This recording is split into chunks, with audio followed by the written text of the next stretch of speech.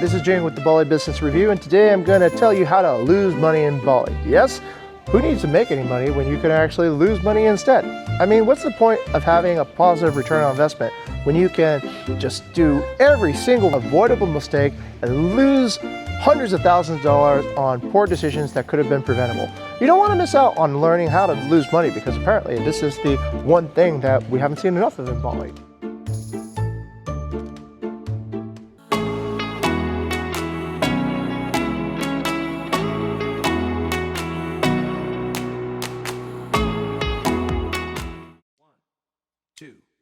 One, two, three, four. Look, man, the first thing you gotta do whenever you're investing in Bali is just to believe how easy it is to make a return on investment. Come on, it's Bali. People come here to relax. There's no problem to it, right? Villas are getting $600, $700, $800 a night that look even worse than yours. So don't do any thinking. Just believe that it is a simple, easy return on investment. I mean, there's hardly any competition at all. Forget about all that construction. Forget about all these permits. It is just so easy to make a return on investment in Bali that even your grandmother could do it. Just rely on Instagram and you're safe from big mistakes. The first thing you should never ever do when you're buying a property in Bali is to read. Because reading is just purely a waste of time. I mean, pricing and revenue optimization, or learning how to manage people from Drucker, or even simple books about Bali. Why should you read when you could just have social media and people tell you what you need to know? Because, you know, everything you read on Instagram and TikTok and Facebook and inside WhatsApp groups is much more important than whatever you could find out on your own by reading a book. So never read. Just rely on social media to get all your information about all your property investment decisions. And when you go on these social media profiles, don't ask any questions about why the comments sound so positive all the time and why there doesn't seem to be any diversity of actual comments and ideas around it. Because you know what? It's impossible. It's impossible to pay for fake comments on YouTube channels. It just can't be done in 2026. So you should just watch and believe everything. I mean, every little thing that real estate agents and developers tell you are probably true. And look for people who are beautiful, who are trying to seduce you emotionally, who are trying to tell you that everything is great, it's easy to make money. Everybody in Bali has had such a wonderful experience buying property. There's no complaints at all. The government is fully on board and they're going to allow permits for whatever you built. Don't pay attention to these gigantic projects that have been closed down. Those are because they are foreigners that we don't really speak their language and we don't really actually see them as the same kind of people as us, right? That will happen to them, but it won't happen to you because your investment is safe.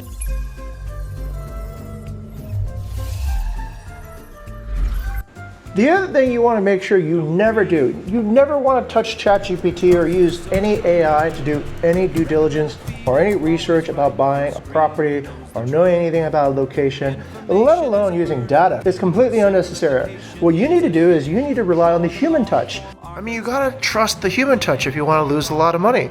You gotta keep your eyes on the model here. Look at her beautiful features. Don't press this button that says ask and ask an obvious question like, well, is there actually any calculations about ROI in this video whose title is Bali's ROI Champion? That would be such an inconvenient result to see that, there's actually no actual numerical calculations. Don't ask these questions. This is not what you want to do if you want to lose a lot of money. Nonsense. AI has no place in the hospitality industry. This is a human touch industry, right? Given that it probably could do a year's worth of research with just a month subscription on deep research mode. I mean, whatever you get as a result probably is inconclusive anyways, and it would probably just dissuade you from buying your property in Bali in the first place. Bali looks like paradise for investors, but without careful planning, your capital could just fly away. Here's another easy way to lose hundreds of thousands, if not your entire investment. Buy your property off plan. Go on the website, take a look at a slick computer rendering of some architectural marble that can be these days generated just with a little bit of AI, and then put in a deposit and continue to put in money while receiving construction updates while never actually visiting the site. Don't visit the site and verify if the quality of material is the way that you would expect. Don't verify if waterproofing put in correctly. You have to remove the entire foundations, or you'd have to redo the entire roof again. Don't do that. That's not what you want to do. You want to just keep on paying, receive remote reports, be told by your developer and real estate agent that everything is on plan, and never by any circumstance look at the neighborhood. I mean, God forbid you actually find that there's a giant trash dump right next to where you bought your every day. They incinerate the trash and the smoke blows into your home. I mean, that would be really, really unfortunate if you could actually come to Bali and discover that on your own. I'm not saying everybody who sells off-plan is a bad person. I have friends that sell off-plan, but the correct way to think of an off-plan investment is exactly like the way you should think of an angel investment. So if you're an angel investor putting money into a startup and it doesn't go the way you expect, well, I guess, tough luck, right? That was a bad idea and you did not actually know enough about the people or the idea or concept. But if you are an angel investor and you want to be an angel investor, then you need to do your due diligence because, hey, if it doesn't work out, then problem's on you, not actually on the developers. So treat off-plan properties as if they are angel investments. You should expect a cheaper price because you took risk on somebody who probably had no track record yet or needed somebody to be very generous with them on their first project. Very little legal recourse you can resort to if your off-plan project doesn't work out. Many stalled projects here in Bali are due to, things not working out during the construction phase between the owners and the developers. And they remain as actually pretty good monuments to those hoping to learn from other people's mistakes. 1, 2, 3, 4.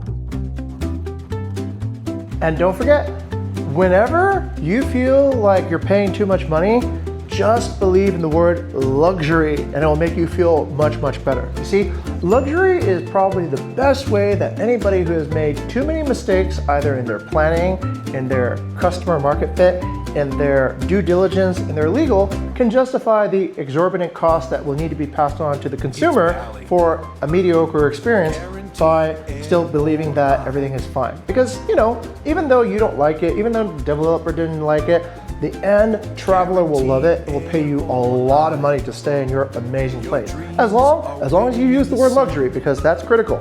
If you don't use the word luxury, then people won't know that they should pay so much money for it. So do keep on using that word luxury to compensate for whatever mismanagement, misplanning, and misguided vision that you have, because that's a problem-solving word that always works. To help investors get started on their Bali property journey today, we've invented a free revenue calculator backed by a decade worth of data research, artificial intelligence, and data science insights. Use it today to get an accurate calculation. And if you're interested, sign up for Bukit Vista's management services that come following with it.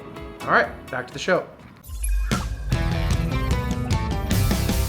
Keep it in the family. Why pay 20%? Give the keys to your cousin who doesn't Why pay for rent. management?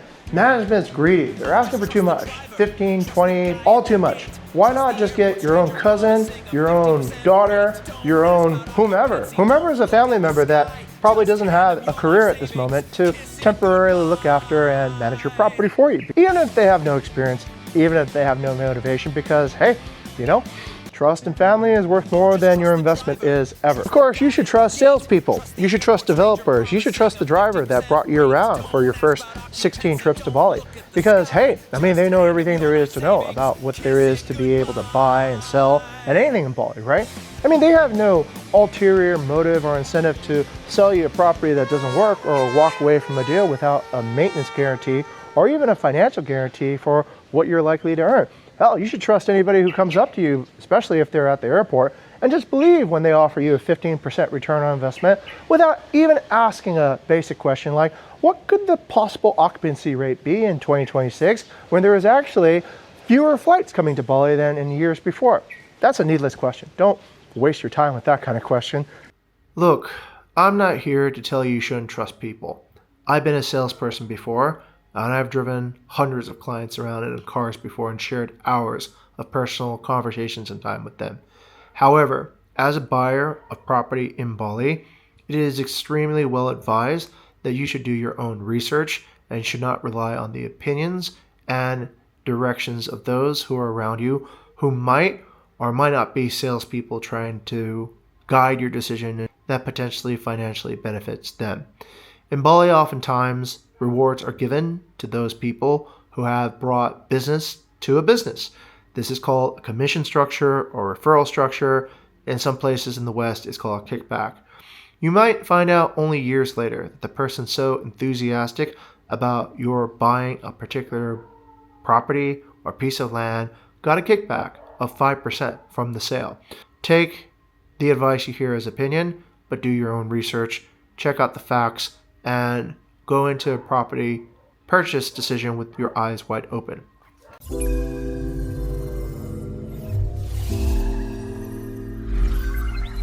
I don't want anybody to lose $1. I don't want anybody to lose a rupiah in their investment decisions in Indonesia. We've already had too many bitter investors coming through our doors here at Bukit Vista that have told me sad luck stories about their dealings with real estate agents, developers, and sometimes even with us as managers as well.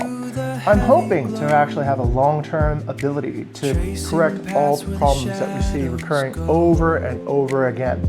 Sometimes when a bad investment has been made, subsequent worse decisions come that have impact on community, culture, and the environment around us. What would you do if you were losing $10,000 or $100,000? Would you cut corners on your honesty, your moral integrity, or your ability to pay your staff? Many of you would like to think so who are watching this show, but when real push comes to shove, I've seen my fair share of people act with less than the best intentions. So therefore, what I'm attempting to do is to do this. I don't want there to be any more suffering due to investors making poor quality decisions. It is 2026. Information and quality information should be available to anybody who is just simply going to do a little bit of research. But whatever you do, just make sure that your expectations are level with what the current investment climate is. And for anybody who is continuously misguiding investors with false promises, I hope you guys just shut up and stop making it so hard for everybody else who's trying to do some honest work here in Bali. All right, that is the final word I have on this episode. Hopefully this satire has been fun. I hope none of you actually took it seriously and actually do any of the things I warned not to do. I hope that this will really set the stage correctly for a very difficult and competitive environment that we all find ourselves in the global economy, and in particular here in Bali. All right, that's Jing again with the Bali Business Review. See you on the next episode.